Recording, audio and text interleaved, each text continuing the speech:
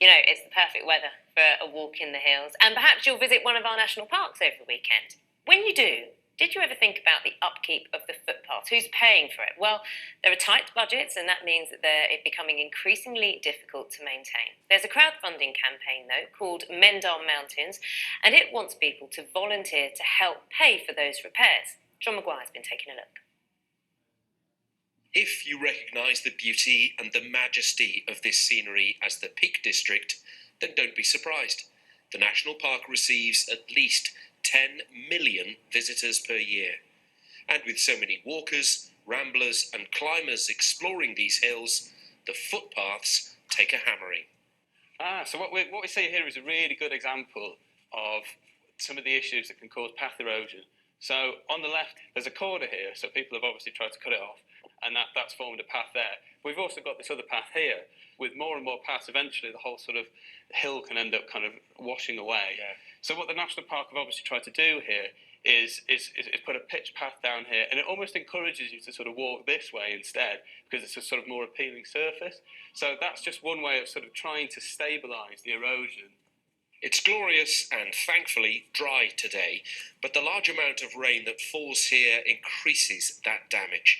So, now the British Mountaineering Council is stepping in to help, using crowdfunding to raise £100,000 for essential path repairs. Not a huge amount when shared between 8 national parks, but it will help.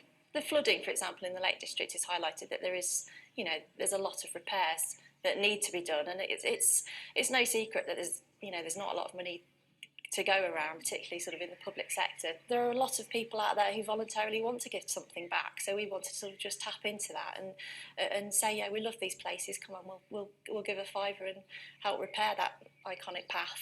Back in 1932, here on Kinderscout, there was a mass trespass on this land, which at the time had no public access. There were several arrests, but they'd made their point, and almost 85 years later, we're all following in their footsteps, in our droves. Now, in many respects, our national parks are a victim of their own success. Take here the Peak District, for example. There are tens of millions of people who live just within an hour's drive of this location. Of course, it's beneficial for more and more people to visit places like national parks, good for physical and for mental health. But increased visitor numbers, of course, means more impact on the environment. So, who should foot the bill? The money should be provided by government.